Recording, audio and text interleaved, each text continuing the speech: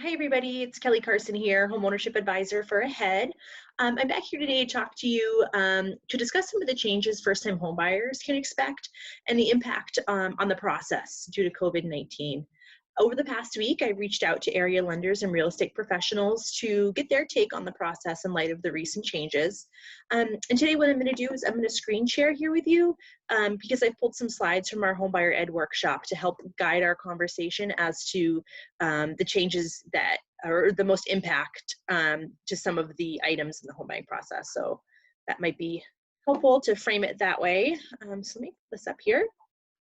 Okay, so in a normal world when everything's running as it should be, the monetary side of the transaction when you're purchasing a home is driven by the 4 C's of credit.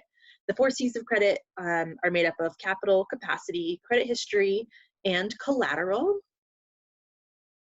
So capital, this refers to how will you pay. A lender needs to know how you're going to pay for the upfront cost, down payment if you are putting one down, and your closing cost. So in light of this epidemic and people obviously are having issues with employment or have reduced wages because of not being able to work as much or on unemployment, lots of different financial situations. So the way that you pay for these upfront costs and your capital ability can be impacted. So typically the way that people pay for these costs would be savings. But recently, have you had to utilize some of that money for living expenses that you were intending to use for home buying? If so, you may not be able to cover your closing costs completely. Maybe that down payment that you were expecting to have to make, you don't have that money anymore. So that can definitely, throw a wrench in the home buying process for you. Investments, were you planning on liquidating some of your investments in order to fund the transaction? Has this changed recently for you in light of what's happening to the market and people's investments? Potentially, but in general, we recommend not touching investments. So this just isn't the best idea anyways under normal circumstances, but that's definitely something to keep in mind if that was an avenue you were going to go down. The other way that people pay for some of these costs is through gift money. Did grandma say when you bought your first house, she would give you $5,000 towards the purchase of it? Perhaps, but maybe things have changed now for grandma. These are all items that can be very flexible in a time of desperate need and people having to utilize this money to pay just for basic living expenses. Capacity. So this refers to your ability to pay the mortgage payment each month. And in order to determine if you can make the mortgage payment, you need an income source, and a lender needs to verify that. So have your hours been cut? Are you on unemployment now? There's 2 different scenarios in this. If you have not officially applied for a mortgage and you're not in contract on a house, when you go to get a pre-approval letter, which is your golden ticket to start shopping, a lender needs 4 weeks past pay stubs. And if you're currently on unemployment, you can't use that for your income source. So that means you're going to have to wait until you go back to work, to your normal job, in order to get that pre-approval. If you are in contract and you've already provided your 4 weeks past pay stubs, keep in mind a lender is going to call your employer before you close verbally to verify employment.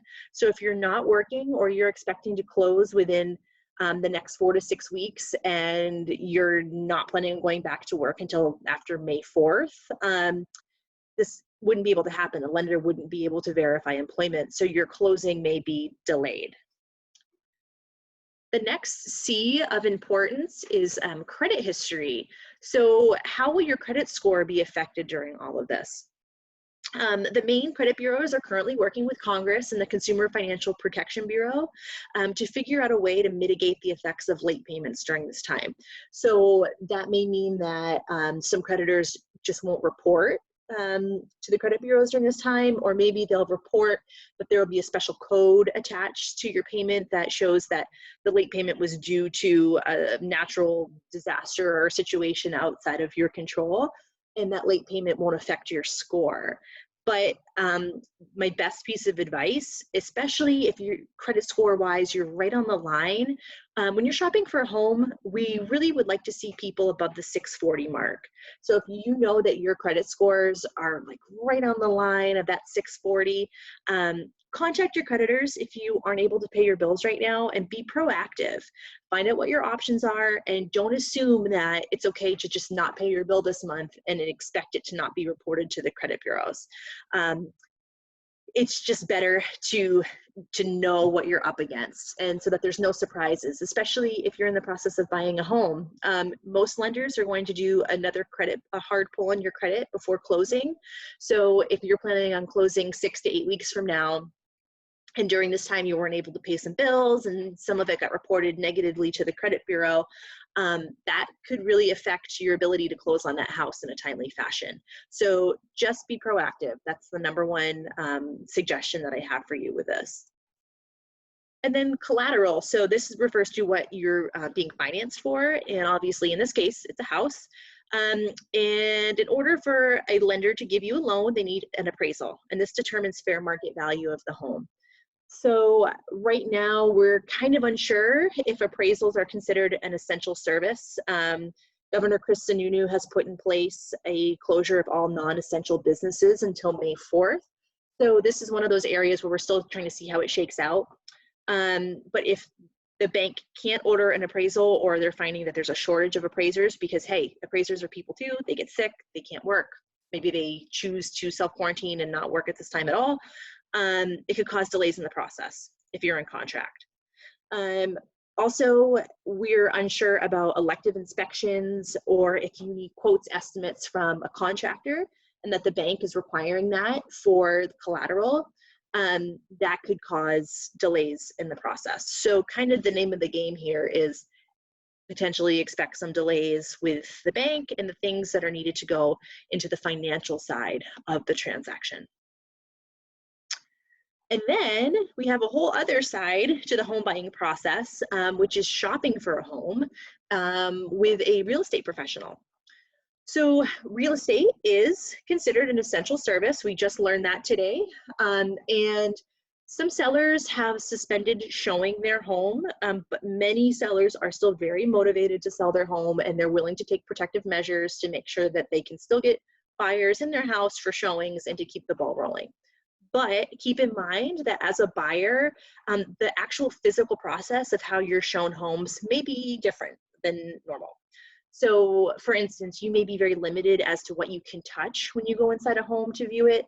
So for instance, opening cabinet doors, closet doors, touching surfaces that, you know, in highly trafficked areas, you may not be able to do that, and maybe your real estate agent will have to do that for you. You're probably going to be asked to sanitize your hands before going in, taking off your shoes. And especially if you're not feeling well, you've been around someone who's sick, you've recently traveled, it's just a courteous thing to do, just to cancel your showing and wait it out a little bit longer. Don't be surprised if you're asked to take your own vehicle to showings instead of riding with your real estate professional.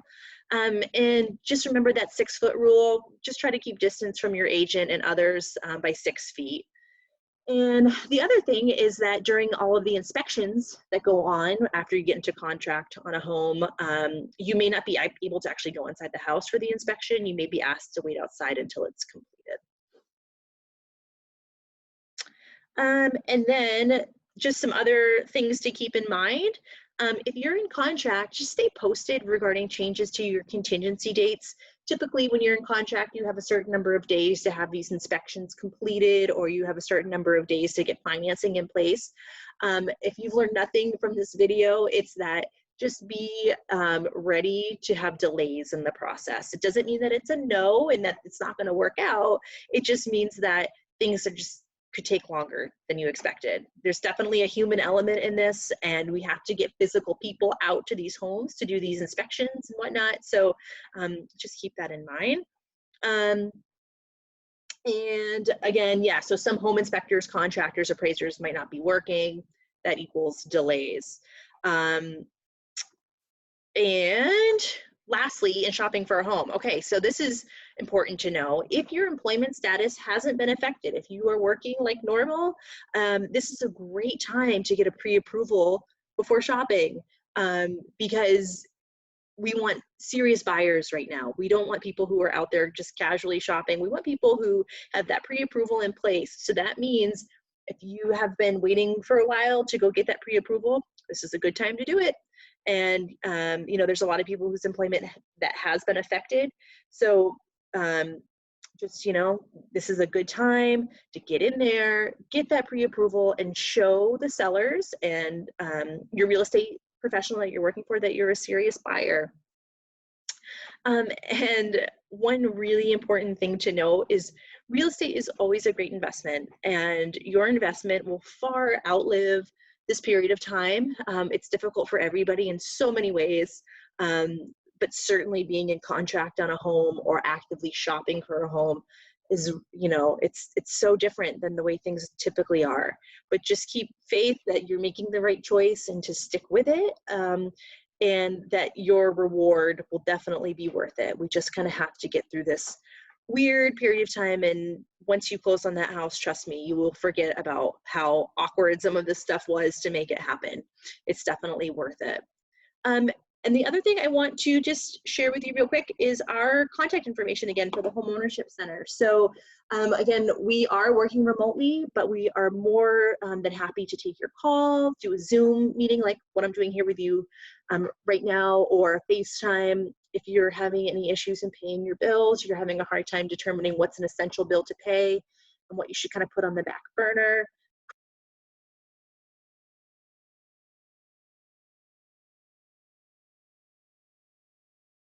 Again, I'm Kelly Carson. The best way to get a hold of me is via email. My coworker, Samantha Marshall, her email is listed here as well. And Mary Voisine, her email here, she deals exclusively with foreclosure prevention and mitigation. So if you find yourself in that type of situation right now, or you're worried that that's something that will be happening to you in the future, please don't hesitate to reach out to her as well. Thanks for joining us, and we appreciate you watching these videos, and stick around for the Facebook Live after this video. Thanks, everybody. Bye.